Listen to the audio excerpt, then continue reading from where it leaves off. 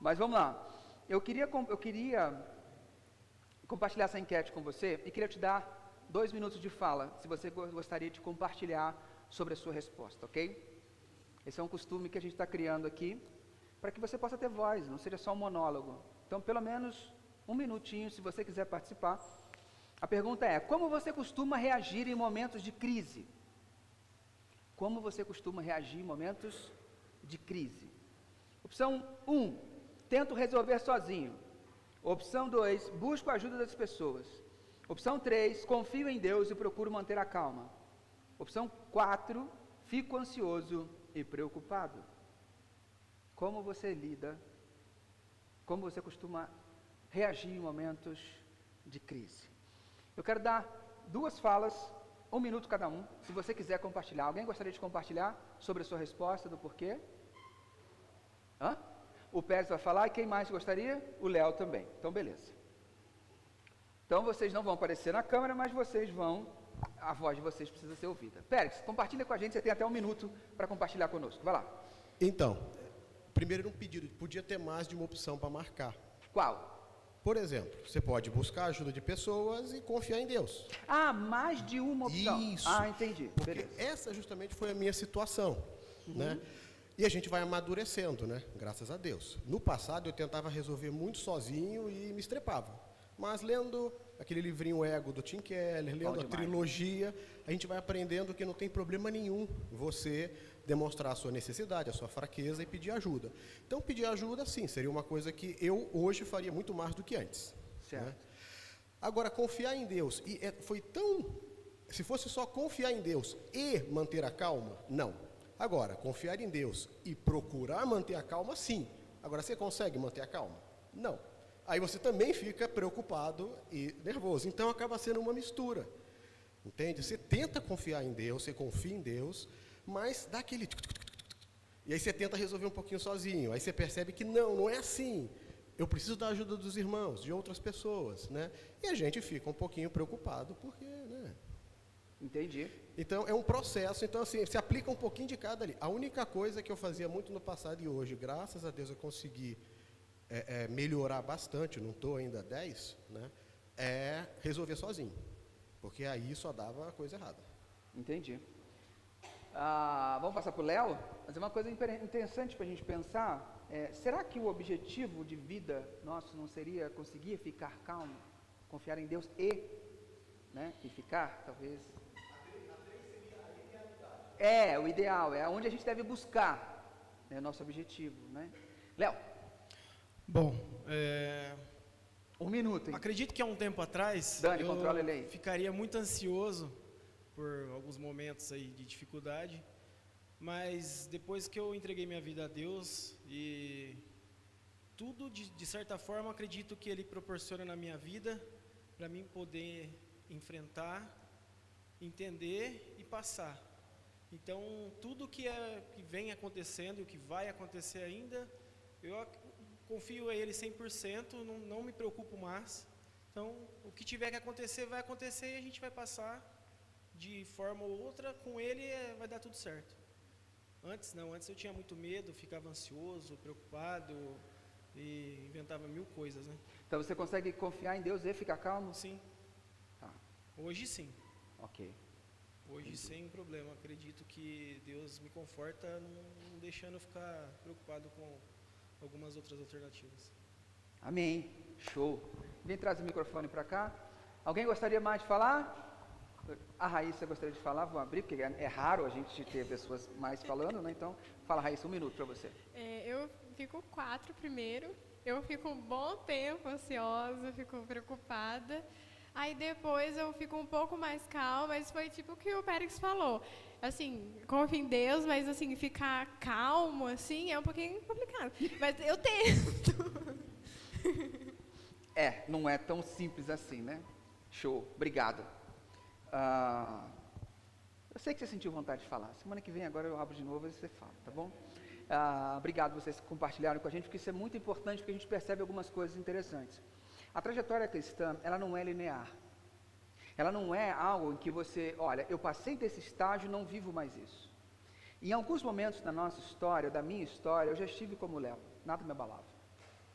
nada me abalava. Já teve momentos em que eu me senti super fraco e tudo me abalava. E não foi no começo eu era de um jeito e eu cresci e virei de outro. Não é assim que funciona. É porque Deus proporciona para a gente jornadas e ciclos. E nessas jornadas e ciclos, então, o que eu quero dizer é que o Léo, quando você ouvir o Léo falar disso daqui a uns 2, 3 anos, a resposta dele pode ser outra. Por quê? Eu gosto de usar uma analogia de degraus, uma escada. Então você está em vários níveis, e isso não quer dizer que uma pessoa está no nível lá embaixo, ela é menor do que a outra, não é nada disso. Cada um tem uma jornada na sua vida e a gente tem degraus. Quando você chega, que você é grande, então você só levanta o pé e passa de um degrau para o outro, concorda?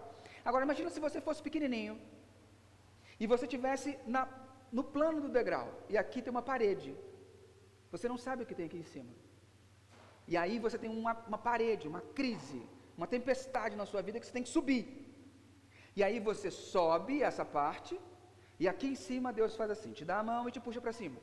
Fala, vem. Aí você começa a viver um novo platô. Aí você começa a estar confiante, bem, tranquilo, resolvido. Quanto mais você chega perto da próxima parede, mais você vai vendo que ela vai crescendo. Então, à medida em que a gente vai andando, paredes vão subindo na nossa vida, e a gente vai se vendo impotente, vai se vendo imaturo, e fala, não dou conta. E aí você chega perto da parede e começa a escalar, Deus estica a mão e fala, vem para o novo patamar. A vida cristã, no meu entendimento, ela vai assim, ó. Então, em determinado momento da sua história, da sua vida, você está bem, está seguro, está... Num outro momento, perto de um paredão, que tipo de paredão? Meu pai doente na cama, o que eu faço? Meu filho está com uma doença rara, precisa de um tratamento gigantesco. O que eu faço? São esses momentos cruciais na vida, que eles aparecem na nossa vida e eles nos amadurecem. E aí, dependendo do momento que a gente está, você vai ouvir essas respostas. Então, isso que você ouviu não quer dizer que o Pélix é menor do que o Léo é menor do que o... Não, e a Raíssa é menor. Não, nada disso. Cada um está numa jornada. E juntos, nós olhamos uns para os outros e conseguimos enxergar. Você está perto de uma barreira. É por isso que está se sentindo assim. Deus está te chamando para um novo patamar. Deus está te chamando para uma vivência mais alta. E, geralmente, quando essas barreiras chegam na nossa frente... Essas barreiras são de crises, de tempestades, de momentos ruins.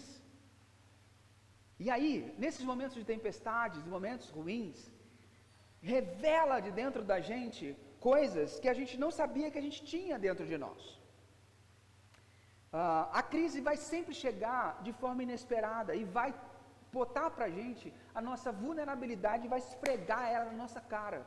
Você não é tudo isso que você achava que você era. Por isso que Paulo fala, quando ele escreve, aquele que está de pé, olhe para que não caia, porque todo mundo está vulnerável. Então, geralmente, pessoas muito felizes fazem merda. Desculpa o vocabulário, mas carioca fala assim. Pessoas muito felizes fazem besteira. Você já viu? Já viu alguém muito feliz fazer besteira? Eu estou cheio de gente que está feliz, faz besteira. Porque está naquela euforia, está bem, faz péssimas escolhas. Faz horríveis escolhas. Então, esses sentimentos e pessoas na angústia total, máxima, também fazem besteira. Você já viu alguém angustiado, desesperado, fazer uma péssima escolha? Está cheio de gente assim. Então, nós não podemos tomar decisões, nem quando estamos inflamados de alegria, muito menos quando estamos detonados, lá embaixo, na crise. Nesses momentos, nós precisamos entender que a nossa vulnerabilidade foi colocada na nossa frente, esfregada na nossa cara, como uma tempestade, interrompendo o percurso do navio do cara. Estava tudo bem, o vento estava de boa, vamos pegar uma escuna? Vamos. Angra dos Reis, vamos pegar uma escuna. Ah, moleque, Ubatuba, vamos fazer um passeio de barco. Vem uma tempestade lá da África, que ninguém sabe de onde veio, e aí o mar fica revolto, você vai, mas estava tudo bem. Crises a gente não consegue prever, elas simplesmente elas acontecem. E nessa jornada de Paulo para Roma, que Paulo foi preso e foi levado para Roma, nós somos lembrados que as crises nos expõem nossas limitações e nos forçam a buscar forças em Deus e testam a nossa esperança.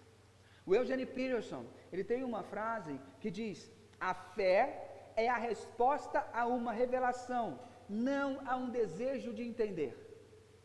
Fé é uma resposta a uma revelação e não a um desejo de entender. Muitas pessoas acham que fé é eu conheço, eu entendo e eu preciso entender para que eu possa confiar.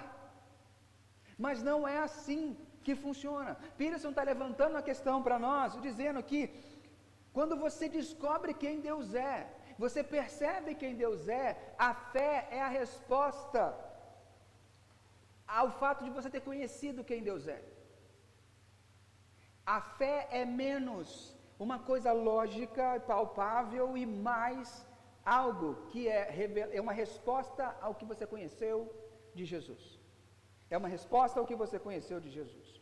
Então, quando eu olho para esse texto que nós lemos no começo, está na sua memória aí, né? A gente leu do naufrágio, eu vou ler algumas partes aqui para você, mas não o texto inteiro de novo. E a primeira coisa que eu gostaria de ressaltar para você é que a crise expõe nossas limitações. A crise expõe as nossas limitações. Veja como Paulo fala no comecinho daquele texto, como Lucas escrevendo fala no comecinho daquele texto. Porque quem escreveu o livro de Atos foi Lucas, o mesmo que escreveu o Evangelho. Ele diz: começou a soprar do sul um vento fraco, e por isso eles pensaram que podiam fazer o que tinham planejado. Levantamos âncoras e fomos navegando o mais perto possível do litoral de Creta. Mas de repente um vento muito forte, chamado Nordeste, veio da ilha e arrastou o navio de tal maneira que não pudemos fazer com que ele seguisse na direção correta. Por isso desistimos e deixamos que o vento nos levasse. Nessa hora, os marinheiros, eles cantavam uma canção. Eu não sei se você se lembra, mas eles cantavam uma canção muito sábia e muito antiga, que dizia: deixa a vida me levar, vida leva eu. Deixa a vida me levar. Eles só podiam fazer isso. Não tinham o que fazer. O vento era tão forte que eles só podiam ser espectadores. A tempestade na nossa vida que é tão forte, mas é tão truculenta, vem de um lugar que a gente não espera, de pessoas que a gente menos esperava, que a única coisa que a gente faz é ficar: hã? Como assim? Você nunca esperaria daquela pessoa, você nunca esperaria daquele indivíduo, você nunca esperaria que dali viesse o seu motivo de tempestade. Eu cuidei tão bem, amamentei, carreguei na minha barriga durante 9 meses. Você nunca imaginaria que dali viesse o seu motivo de angústia, a sua tempestade forte. Mas olha o que o texto fala: a tempestade arrastou o navio de tal maneira que eles não podiam fazer nada. As crises na nossa vida são como essa tempestade, elas vêm com uma força em que você não tem muito o que fazer. Você não esperava, o indivíduo não podia ter coragem de fazer isso com você, mas fez. E você fica de cara e fala: caraca, e aquilo vai te arrastando, porque vai te gerando sentimentos tão negativos que você quase não se conhece mais. Você quase não lembra quem é você. E aí você começa a ter sentimentos de ódio, de raiva, de vingança, de justiça, e aquilo toma conta do seu coração e que te envenena de uma tal maneira que você olha no espelho e não se reconhece mais. Que as pessoas olham para você e falam assim: cara, mas o que aconteceu com você, irmão? Você não era assim. Mas o veneno da traição, da tempestade, aquele veneno entrou e você deu brecha, aquilo entrou no teu coração e contaminou você. Aquilo que você achava que você tinha controle. Não, ele não vai me deixar. Jamais. Meu marido? Nunca. Tá doido. Minha esposa? Não, minha melhor amiga, estamos firmes ali, ó, nós. Aí você vai numa conversa e fala assim: ó, não estou aguentando mais. Acho que eu quero divórcio. Caraca, velho!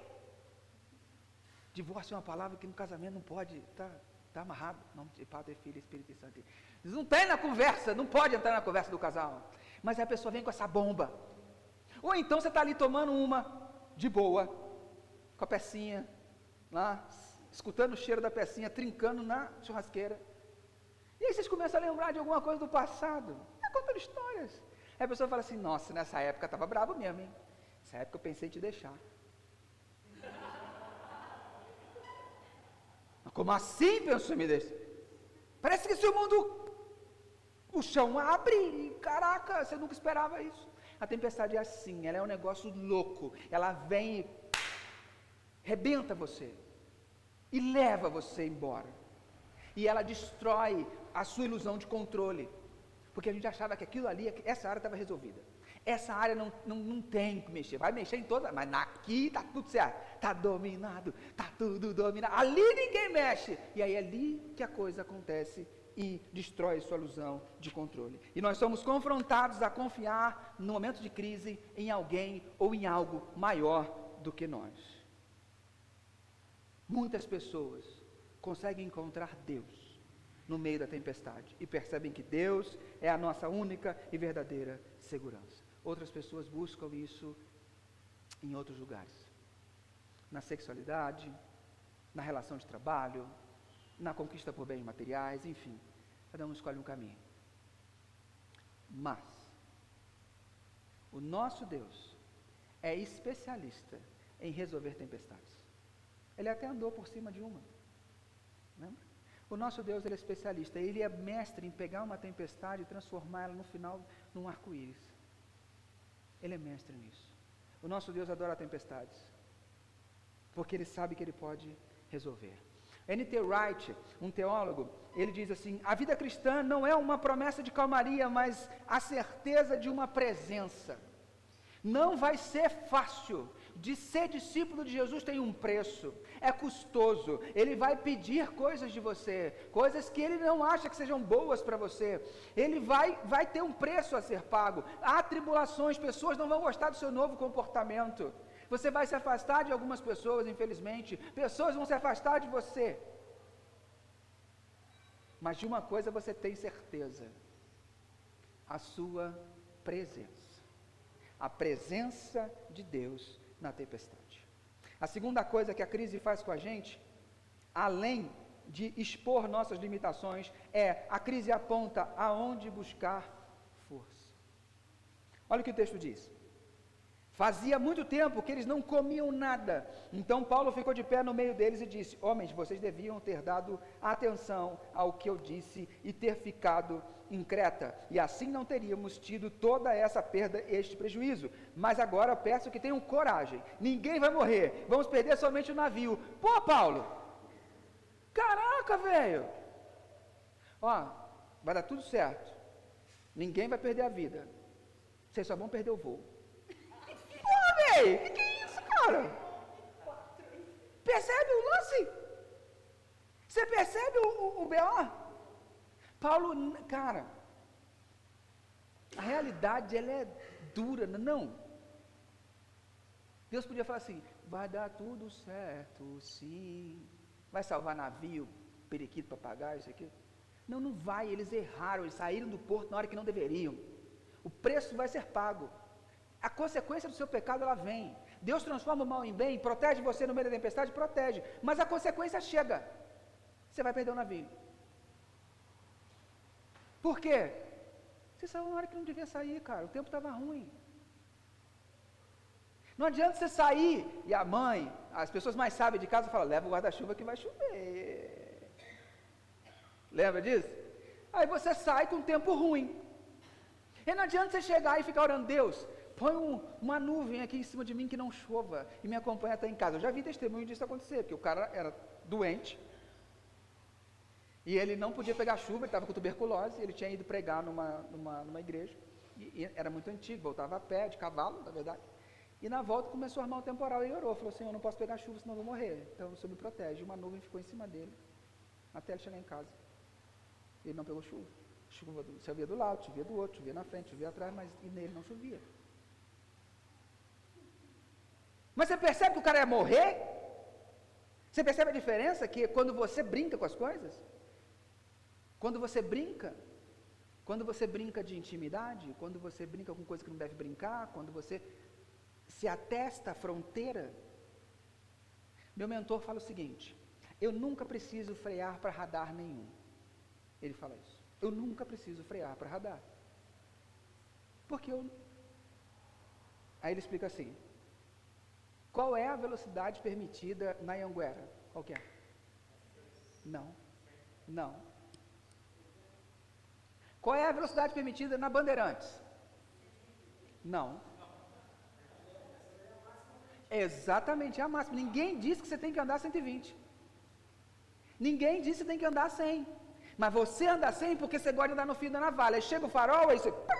Chega o radar, você freia e vai embora e continua ali, ó. Eu não cheguei nessa soberania do meu mentor, tá? Confesso. Mas ele fala, eu nunca preciso frear, porque eu ando sempre com margem. Eu ando sempre com margem, eu sempre ando mais cedo do que eu preciso, está super tranquilo. Você consegue perceber a diferença? De quem anda no fio da navalha, sempre tem que ter uma freada brusca. Você está no fio da navalha no namoro, você está no fio da navalha no casamento, você está no fio da navalha no trabalho, você sempre vai ter que dar uma freada, sempre pensar em tudo. Você não tem margem na vida, não tem margem financeira. Você sempre está correndo o risco de quebrar, porque você não lida com margem. Você tira a cabeça fora da água, você já entra numa dívida de novo. A vida é para ter margem. É você construir sua reserva de emergência. É ter margem na relação, tempo livre. Você está sempre com a agenda lotada, cheio de compromisso. Jesus. Aí você anda sempre no fio da navalha. E aí quando isso acontece, o quê? O navio vai perder o navio. O navio vai rodar. Continuando o texto. Digo isto porque, na noite passada, um anjo de Deus, a quem pertenço e sirvo, apareceu a mim e disse, Paulo, não tenha medo, você precisa ir até a presença do imperador. E Deus, na sua bondade, já lhe deu a vida e todos os que estão viajando com você. Por isso, homens, tenham coragem. Eu confio em Deus e estou certo de que Ele vai fazer o que me disse. Porém, vamos ser arrastados para uma ilha. Cara, você consegue perceber um pouquinho do caráter de Deus aqui? O que o anjo falou para ele? Você precisa estar na presença do imperador. Era a vontade de Deus que Paulo chegasse na presença do imperador. Concorda? Por que Deus não facilitou o caminho? Você percebe que Deus não vai facilitar o seu caminho sempre? Porque no meio da trajetória algumas coisas iam acontecer e você ia crescer. Se ele ficar te tratando como bebê o tempo todo, ele fala, eu quero que você chegue lá no imperador. Você vai de barco, vai de peixe, se você vai de trenó, não quero saber. Você vai, é a minha vontade que você chegue. Como é que você vai? Muitas vezes, Deus vai fazer isso com você. Tá bom, filho, você quer? Como é que você vai? Mas aí a gente não tem propósito. Eu estava vendo um estudo, um documentário, na verdade era um post, e ele falando assim, muitos jovens, nós estamos passando o maior momento em que o jovem, a maior desistência de cursos universitários. Porque o jovem não tem propósito. E quando ele não tem propósito, ele entra no curso, em qualquer curso, porque ele foi criado pelos pais e pelas mães sem desafios. Então, ele, ao invés de escolher o curso mais desafiador, ele escolhe o curso que a nota do Enem dele faz ele passar, o que é mais fácil para ele entrar. Aí ele entra e chega lá e se frustra, não consegue, faz 1, 2 anos e desiste. Na minha época de universitário, olha que eu fiz 2 faculdades, uma novo, com 24 anos, e a outra eu fui fazer já mais de 30.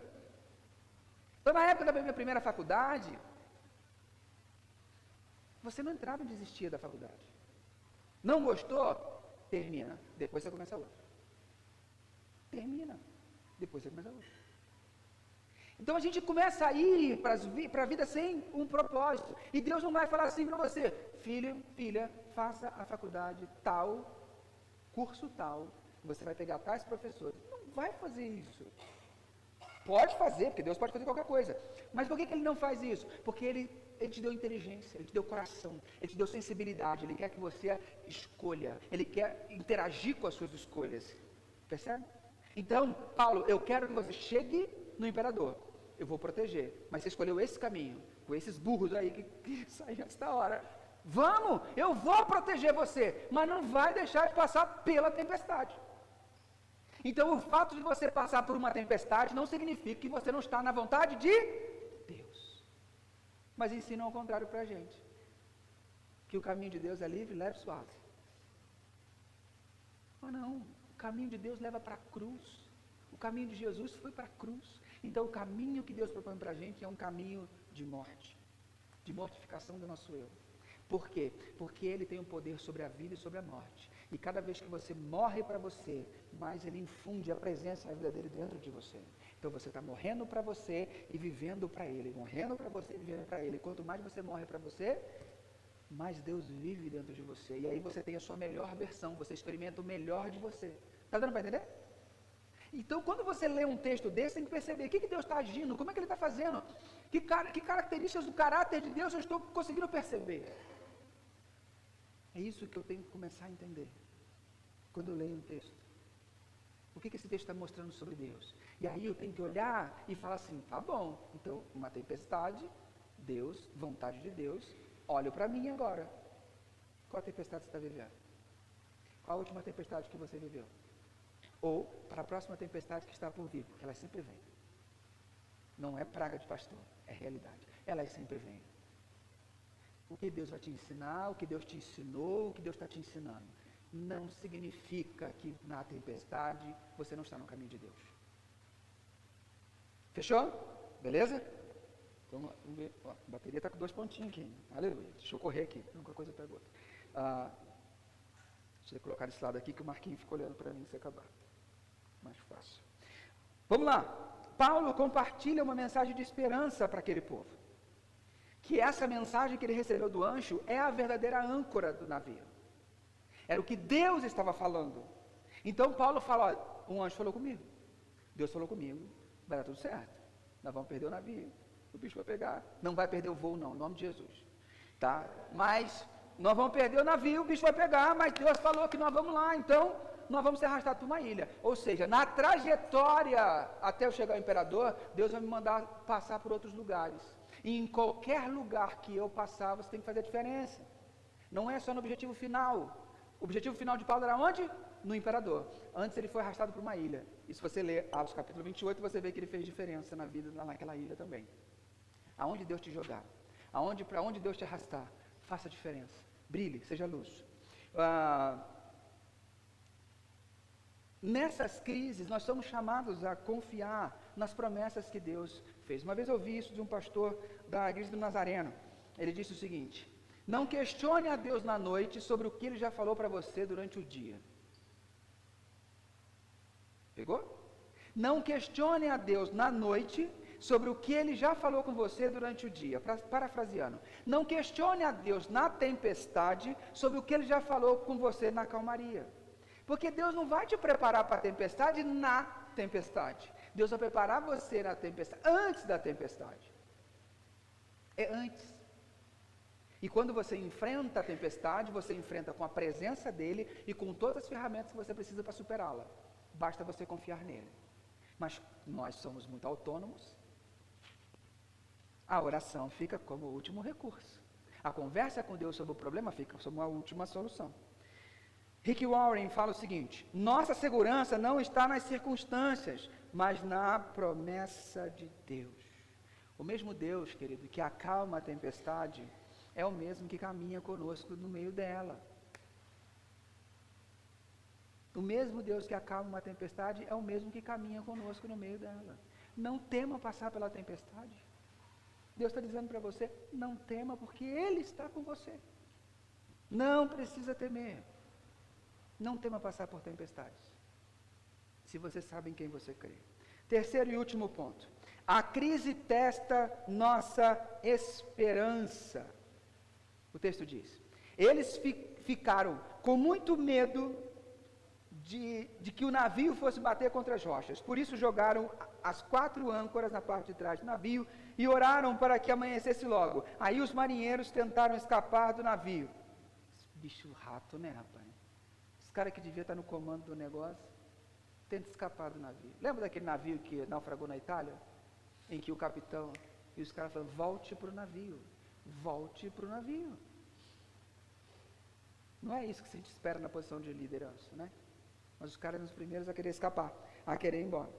Baixaram o bote do mar, fingindo que iam jogar as âncoras na parte da frente do navio. Então Paulo disse, olha, o negócio é o seguinte, se os marinheiros não ficarem no navio, vocês não poderão se salvar. Cara, que negócio extraordinário. Quantas vezes você tenta evitar tempestades na sua vida? Quantas vezes você tenta se livrar do problema para que ele não aconteça? A salvação estava dentro do problema. Se você saísse desse problema, você não vai poder se salvar. Olha o que Deus está falando para esses caras. Enfrenta. Enfrenta e confia em mim. Se você não enfrentar e se você fugir, isso vai pegar você lá na frente, já já. Enfrenta o seu luto. Enfrenta o seu problema. Enfrenta a sua dor, porque se você jogar para debaixo do tapete, já já a gente vai ter que ter outra conversa. Lutos precisam ser vividos. As dores precisam ser choradas. As perdas precisam ser finalizadas. Tem gente que fica igual a argola de Olimpíada, termina um ciclo, já emenda em outro, e não termina, já viu? Está tudo emendado. Acabou o relacionamento, acaba com ele. Acaba. Precisa cortar certo tipo de relação para você se curar? Corta contato, corta e corta. Curou? Tá boa? Beleza, tá bom? Aí tudo bem. Mas encerra o ciclo. Encerra. Porque se você não encerrar, você vai estar preso àquilo ali e a gente vai ter que se ver mais na frente novamente. Aí os soldados cortaram as cordas que prendiam o bote. Falaram, não, a gente estava só de brincadeirinha. E largaram ele no mar.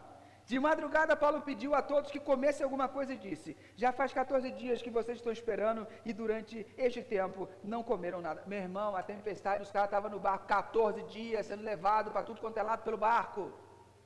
Não terminou numa noite. 14 dias já. Quer trocar sua tempestade pela deles? Cara, dura. Tem um amigo meu que fala assim, filho é bom, mas dura, né? Cara, a tempestade dura, cara. As tempestades duram. Ela tem um tempo para dissipar. E Deus vai usar esse tempo de dissipação para te abençoar, né? E aí, cara, eles falam assim, já faz 14 dias que a gente está esperando nesse meio aqui e vocês não comeram nada. Agora comam alguma coisa, por favor. Vocês precisam se alimentar para poder continuar vivendo. Pois ninguém vai perder nem mesmo um fio de cabelo, cara. Paulo confiava naquela palavra. Em seguida, Paulo pegou o pão, partiu, deu graças a todos, deu graça e partiu e começaram a comer. Então eles ficaram com mais coragem e também comeram. No navio éramos ao todo 266 pessoas. Depois que todos comeram, jogaram o trigo no mar para que o navio ficasse mais leve. Esse texto, cara, quando ele parte o pão, ele não está fazendo a ceia. Ele está usando o mesmo gesto de Jesus, a mesma linguagem, mas não é ceia. Ele parte o pão numa atitude de sobrevivência. Fala, a gente precisa comer. Porque quando você está angustiado, você tem fome. Tem uns que, pelo amor, nem parece, né? Que aumenta a fome. Se a Regiane estivesse no barco, acabou o estoque. Mas tem uns que não querem comer, está tão preocupado porque a vida vai embora. E Paulo fala, primeira coisa, a gente tem que se alimentar, para com isso. Paulo levanta no meio de 260 e poucas pessoas, 240 e poucas pessoas, ele levanta, com um testemunho de confiança e falou, calma, vai dar tudo certo, vamos comer, que a gente precisa, saco vazio não para em pé, aquieta, vai devagar. Sabe aquela pessoa que chega para você e fala assim, o que está acontecendo? O que é isso? Acorda, sabe? Aquela pessoa que dá uma sacolejada e fala assim, por que você está assim? Sabe, a gente sempre tem um amigo desse, né? Que pega a gente, dá uma chulapada, a gente acorda e fala, opa, aleluia. E Paulo foi essa pessoa. Paulo foi essa pessoa que chamou a atenção das pessoas e falou assim, ei, o que está acontecendo? Para, precisa comer primeiro, come. Segundo, confia. Se alimenta e confia. Fica tranquilo, porque a coisa vai dar certo. Paulo dá um testemunho de confiança, porque ele cria totalmente na palavra que ele tinha ouvido. Por quê? Porque ele sabia quem era esse Jesus. Ele conhecia esse Jesus. Então ele não questionou na tempestade, por quê, Senhor? Por que você está me fazendo passar por isso? Não, ele conhecia o mesmo cara que encontrou com ele no deserto, fez ele ficar cego por 3 dias. E falou com ele pessoalmente, falou, Paulo, por que você me persegue? Então Ananias põe a mão nele, as escamas dos olhos deles caem, ele volta a ver, ele se converte, entende que Jesus era Deus e que ele estava perseguindo Deus. A partir de então ele vive uma vida inteira entregando o seu coração e falando desse Jesus. E no momento de crise absurda, ele lembra de quê? Esse é o mesmo Jesus que estava comigo no deserto. Esse é o mesmo Jesus quando eu peguei febre amarela. Esse é o mesmo Jesus quando eu passei diversas tribulações, quando eu apanhei por falar dele. Ele sempre me protegeu. Então ele vai continuar me protegendo. Ele é Jeová Jireh.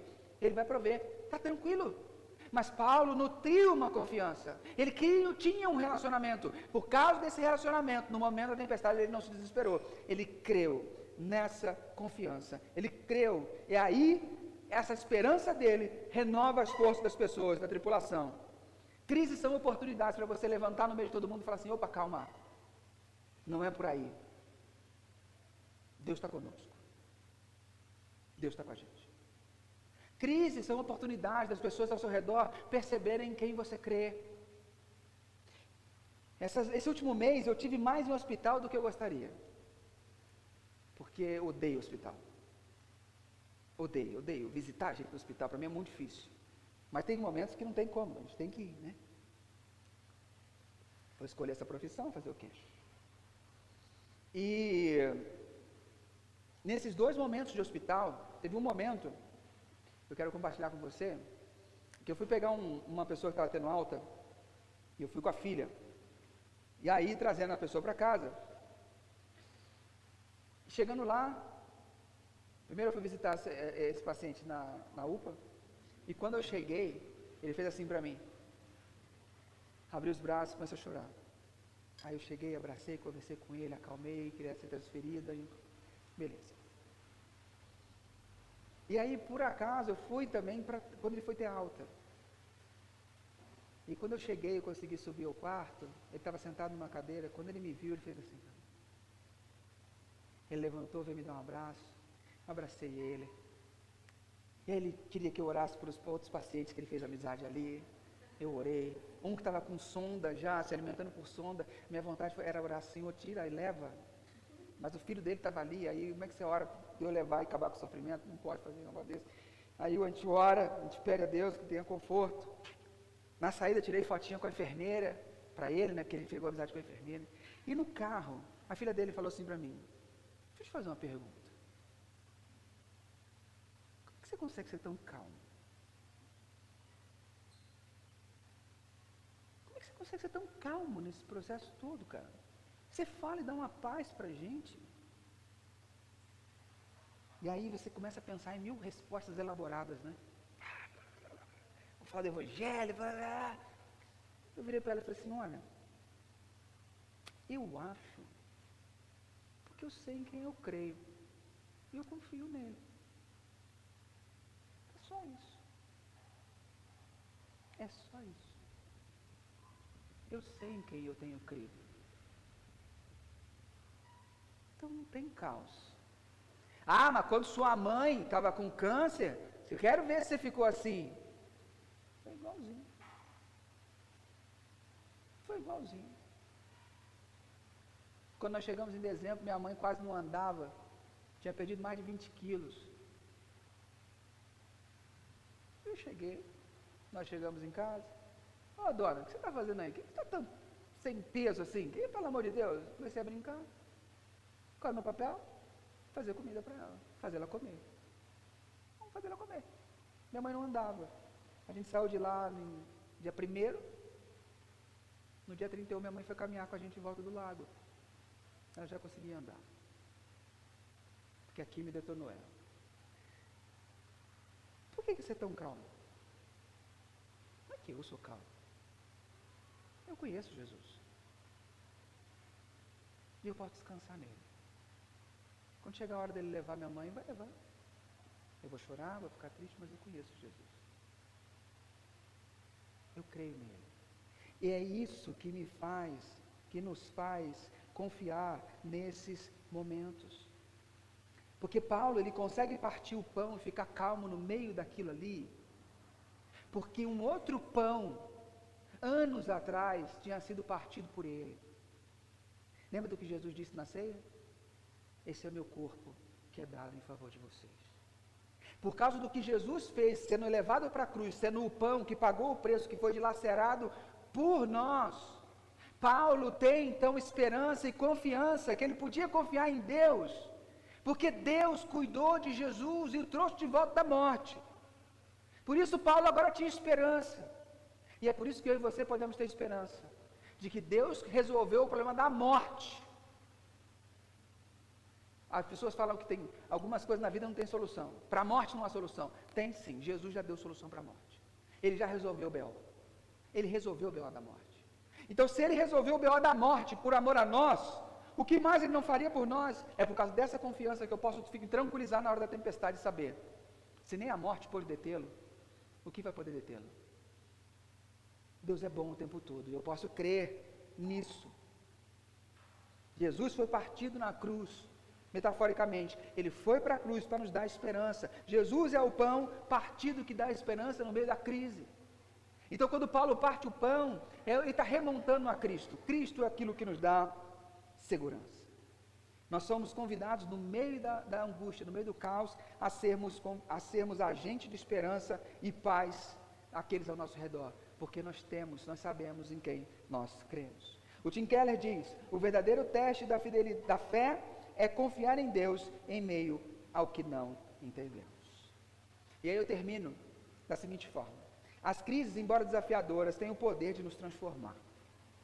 Na história de Paulo, vemos que Deus está presente e ativo, usando até os momentos mais difíceis para nosso crescimento e testemunho.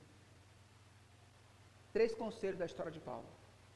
3 conselhos. Primeiro, confie que Deus está no controle, mesmo em meio ao caos. Segundo, veja a crise como uma oportunidade de testemunho. Terceiro, entenda que Deus usa a crise para fortalecer a nossa fé e nos preparar para o futuro. E por que as crises vêm? Quero terminar com essa ilustração. Você já viu a Pinus cantorta? Ah, não atualizou, não está aí. Acho que não atualizou. Pinus cantorta. Pinus cantorta é uma árvore que dá uma pinha. Já viu um pinhãozinho? Aquele cheio de sementinhas? Aqui no Brasil a gente põe Natal, ele é todo abertinho, né? A Pinus cantorta não é assim. A Pinus cantorta é um pinhão, imagina um pinhão daquele, só que todo fechado, selado. Não tem espaço entre as sementes. E ela na floresta, quando bate um incêndio, ela cai, e quando o fogo do incêndio bate nela e a queima, ela abre e solta suas sementes. E aí a semente cai naquele solo que o fogo varreu, e ela se alimenta da nutrição do solo queimado para fortalecer e reflorestar o que o fogo destruiu. Tem algumas coisas que dentro de nós só vão sair sob pressão e fogo alto. E Deus está disposto a levar você na fornalha para extrair a melhor versão de você. Mas Ele vai estar lá dentro com você. Ele estará dentro da fornalha com você. Dentro do fogo com você. Para extrair algumas coisas, você precisa passar por um vale de sombra e morte, talvez. Mas você não temerá mal algum, porque o Senhor está contigo. Para que você viva a melhor versão de você, você pode ter que passar por um momento de grande e extrema dificuldade. Mas saiba que o Senhor é o teu pastor, nada te faltará, e Ele te conduz a águas tranquilas. E aí eu sei que isso gera em você medo. Eu sei que gera medo. Eu também tenho. Eu também tenho medo. Mas eu queria ler um pedacinho de uma letra de uma canção para você. E diz assim: a porta da casa mais simples que o anjo da morte não entra, a estrada que corre para o mar, o vento que abre o caminho é você. A nuvem que aponta o destino é a mesma que cobre o passado. O pão que sacia a fome, a rocha que mata a minha sede é você. Mais perto do monte, mais perto da face, me espanto com teu peso de glória. Mais perto da glória e mais perto da morte, o medo quer me parar.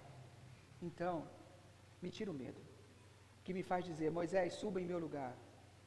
E me faz entender: que a tempestade é você, que a chuva forte é você, que o vento forte é você, e o que me faz tremer as pernas. A porta aberta é você, mas a fechada também é você. É tudo sobre você. Me tira o medo. Eu acho que talvez essa seja a nossa oração. Se você quer viver tudo que Deus tem para a sua vida, não vai ser alheio à tempestade. Vai ser através dela. Que você perca o medo e saiba que é tudo sobre Ele. É Ele que está com você o tempo todo. Eu quero deixar para você refletir e orar algumas perguntas aqui na tela. Como você reage às suas crises? Compara com a palavra que você ouviu. Como que você reage às suas crises? Segundo, como pode ser uma fonte de esperança para as outras pessoas? Porque Deus não dá a bênção só para você. E em que áreas você precisa confiar mais em Deus?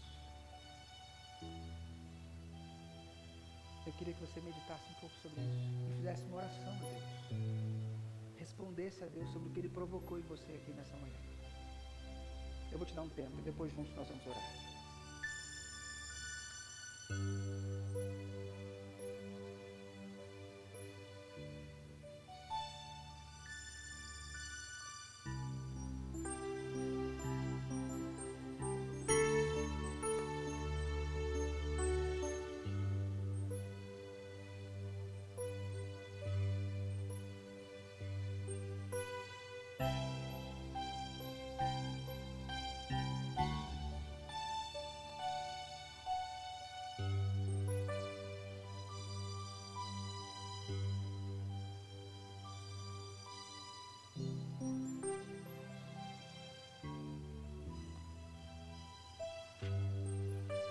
Paizinho querido, eu peço que o Senhor ouça a oração do teu povo feita nesse lugar.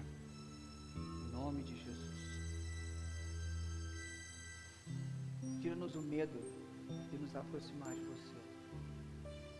De perceber as profundidades da fé. Tira esse medo da gente. As tempestades e as crises podem ser um grande instrumento para crescermos. Ouça a oração do teu povo, Deus. E responda a cada um. Que o Senhor nos leve para águas mais profundas, aonde cresce a nossa confiança e podemos descansar em você. Amém. Graças a Deus, queridos. Essa é a Pinos Cantorta. Essa pinha ali, fechadinha.